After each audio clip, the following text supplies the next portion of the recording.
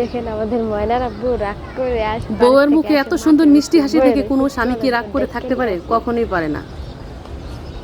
এই দেখেন কিভাবে মাঠে আইসা কি সুন্দর অভিনয়। ময়নার আব্বু তুমি এই জায়গা বয়ে রয়েছো, যার স্ত্রী এত সুন্দর অভিনয় জানে, এত সুন্দর মিষ্টি হাসি দিতে জানে, তার স্বামী কখনো রাগ করে থাকতে পারে না। একটু রাগ হইছে দেখে যে মাঠের ভিতরে আইবো থাকবা।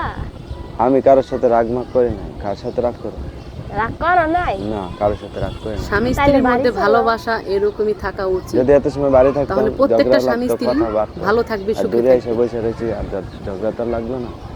সত্যি তুমি আসো। আমাদের প্রত্যেকটা মেয়ের উচিত স্বামী যত রাগ করুক, যতই বকাবকি করুক না কেন, আমাদের ভালোবাসা দিয়ে মিষ্টি হাসি দিয়ে স্বামীর মনটাকে খুশি করতে হয়। তাহলে শত কষ্টের মাঝেও স্বামী কিন্তু অনেক ভালো থাকে, অনেক খুশি হয়। না তাহলে মনে থাকলে কি আর তুমি আমার সাথে রাগ করতে? চলো আর রাগ করতাম না, ঝগড়াও করতাম। আপনারা ভিডিওটা দেখলে কি বুঝলেন?